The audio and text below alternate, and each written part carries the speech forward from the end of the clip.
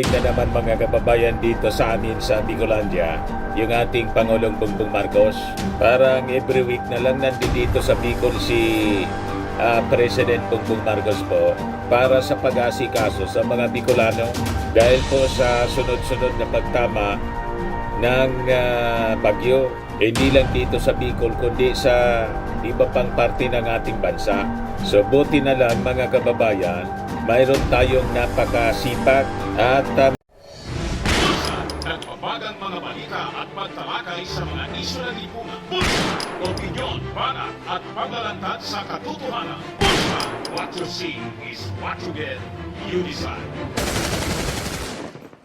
mas maasikasong Pangulo. So mapalad pa rin po tayo. Ito po yung aerial inspection ng ating Pangulo sa Catanduanes.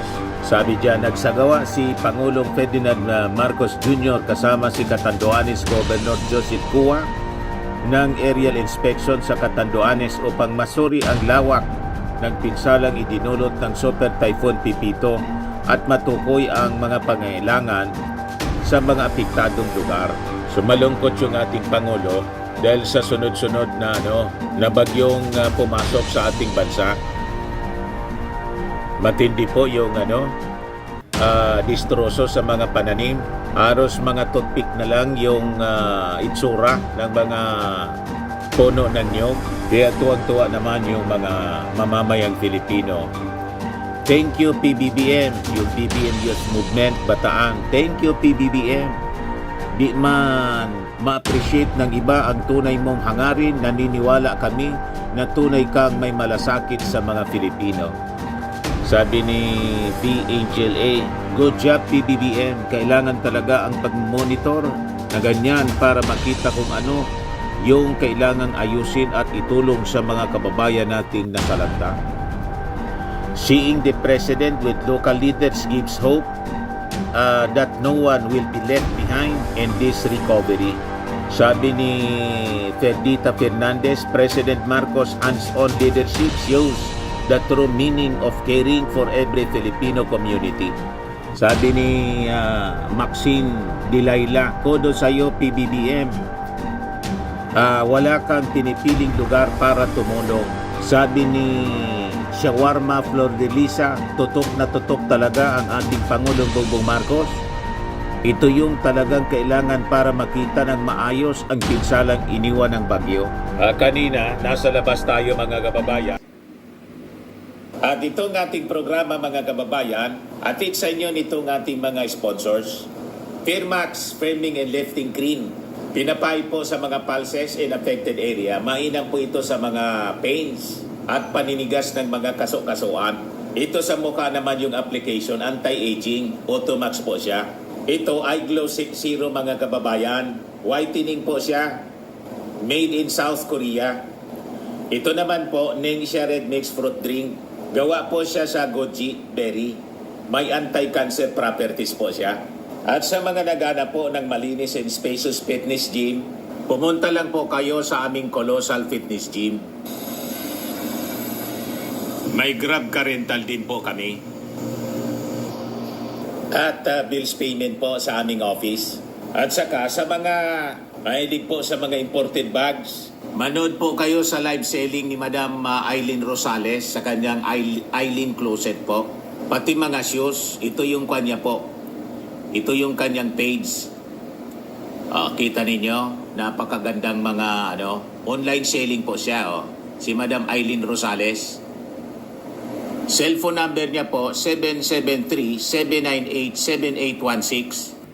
Nakasalubong ko yung mga trucks, napakahabang mga trucks mga kababayan, yung 24 truckloads na galing po sa House of Representatives. Ito po mga kababayan, dumating na dito sa Legazpi City. Yung iba naman po, through Ako Bicol, na ikarga na sa barko papuntang Catanduanes.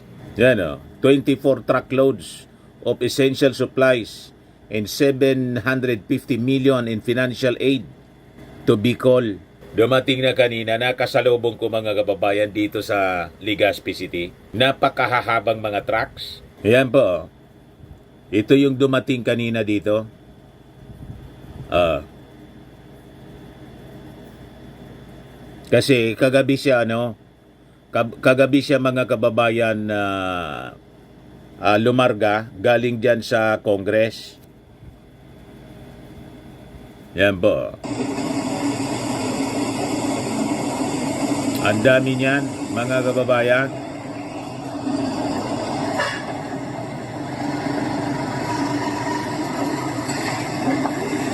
Yan po. So, maraming salamat sa ating Pangulong Bongbong at saka kay Vice President, Vice President, kay Speaker Martin Romualdez. Yung Vice Presidente pala natin, mga kababayan, wala mang ginawa, magpasaway. At saka yung mga supporters ni Kibuloy, kung ano-ano yung pinopost po. Ayan John Abines, I just noticed since Pastor Kibuloy was in prison, a series of deadly typhoons and flood kept hitting Luzon and EDCA bases with great accuracy. Typhoon Q comes next. Ganon katindi, mga kababayan. Ito mga kulto ni Kibuloy at ni Digong. Kung naniniwala kayo sa kapangyarihan ni Kibuloy na sinasabi ninyo, dahil sa pagkakulong niya, tumama na yung sunod-sunod na bagyo dito sa ating bansa at baha, bakit nadamay pati yung Sevilla, Spain?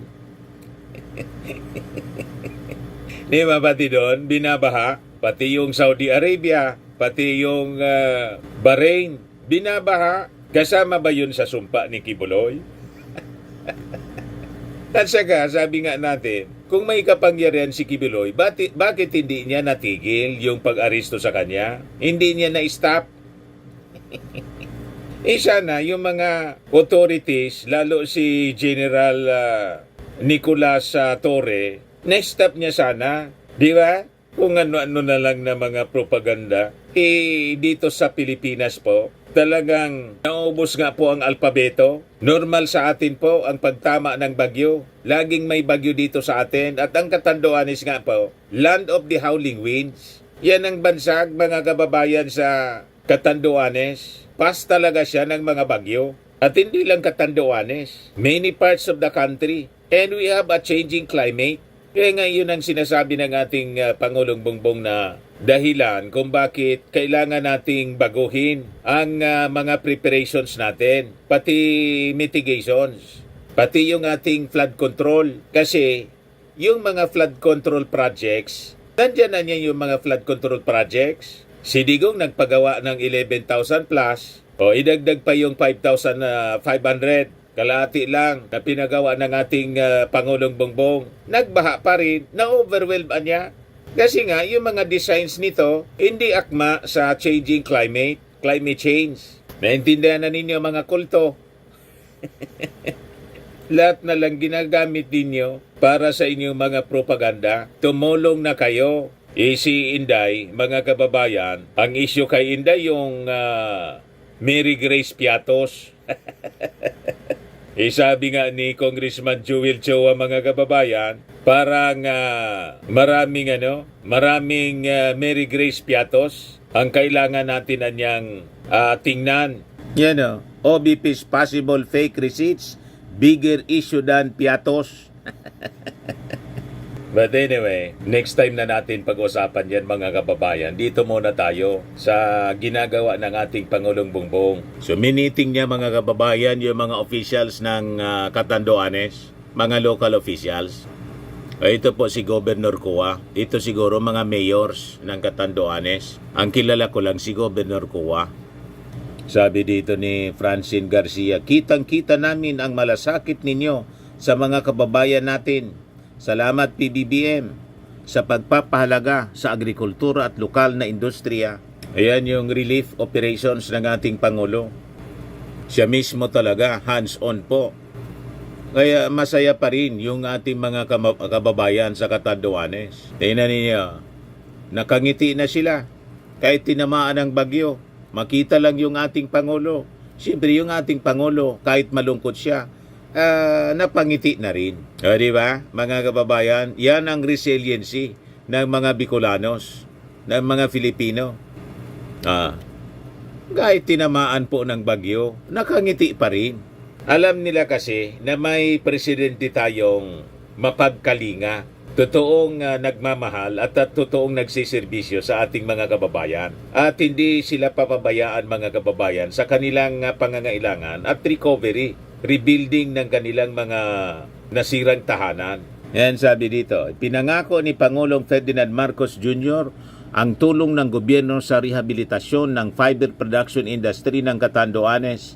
Sa isang situation briefing kasama ang pamunuan ng probinsya, tinalakay ang pagsusuri sa pinsalang dulot ng Super Typhoon Pipito sa lokal na industriya ng Abaca.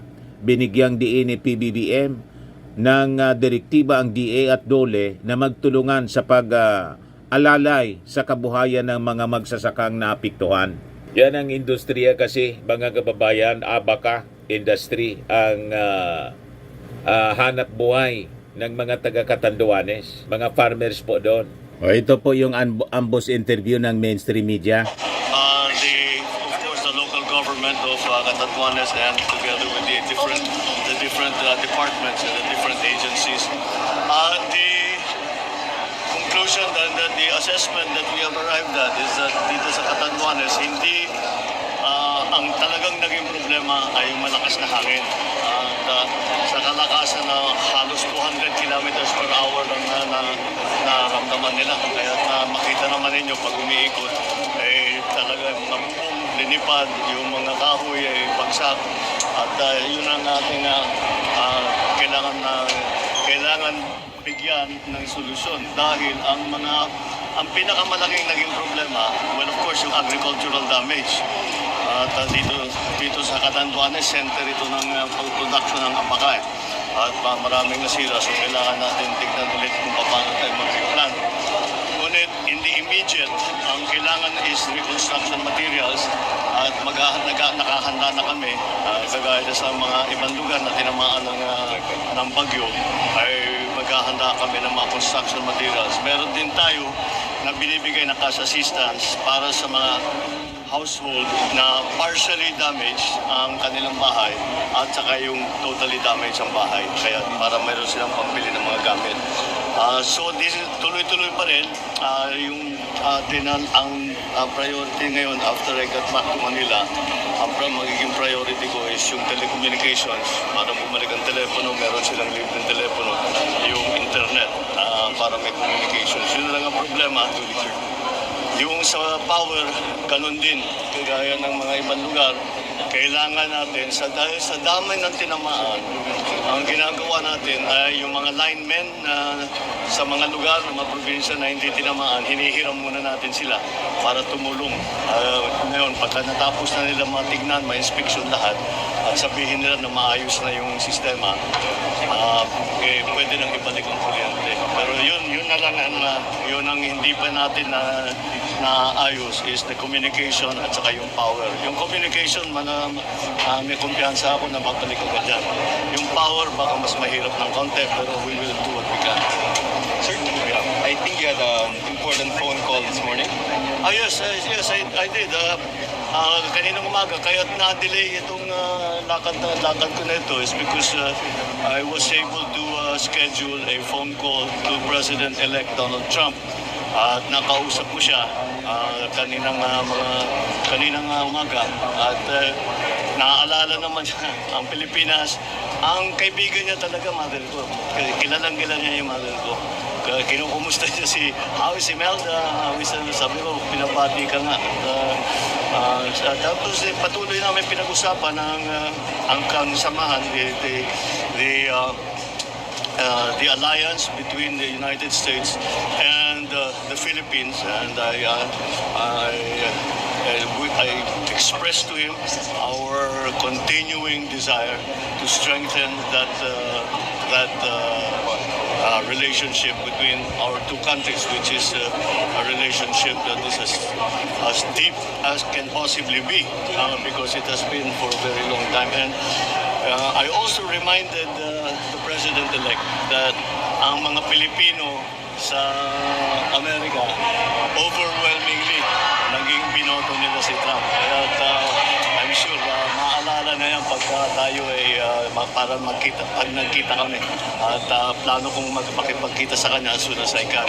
Sabi niya siguro baka nasa White House na siya para bago ako makapunta. But anyway, it was a very good call. It was a very friendly call, very productive. And I'm glad that I was able to do it. And I think that President-elect Trump was also happy to hear from the Philippines. Relatedly, sir, I'm sorry? relatedly po dun sa topic ng immigrants ng mga Filipinos, si President Trump confirmed that there's We going to be... didn't talk about that. We didn't talk about it. It was just a congratulatory call. But of course, our ambassador is already working on it. Yeah. All right? Paano yan mga DDS? Mas close si President Bongbong Marcos kasi best friend si si dating First Lady Imelda Marcos. Yung pinakita ko sa inyo, may picture sila nung kabataan pa ni Trump. Sabi ko sa inyo, yung building ni Marcos, nabili ni Trump, yung Trump Tower sa New York. Kaya yung sinasabi po ninyo na si Digong, best friend ni Trump, malabo po. Ang best friend ni Trump po, ang Marcos family. Kaya lalo na magiging maayos ang relasyon ng Pilipinas sa Amerika nang manalo mga kababayan si Trump. Ano kayo ngayon? Irrelevant na po si Digong kasi wala naman siya sa posisyon. Yung mga leaders ng mundo, ang binibigyan ng importance po, yung incumbent, alangan man yung ex-president, wala na yung influence, kay Xi Jinping man lang. Importante si Digong, kay Xi Jinping man lang. Pero sa ibang mga leaders ng mundo, lalo na sa Amerika, malabo po, mas close ang mga Marcoses kay Trump.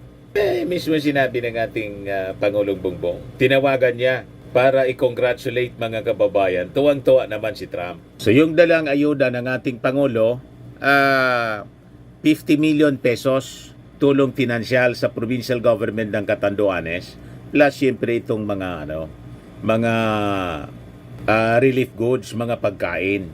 So makikita ninyo sa mukha ng mga taga Catanduanes ang tuwa dahil sa agad-agad na pagsaklolo ng ating Pangulong Bongbong at sa ni Speaker Martin Romualdez. Ayos pa,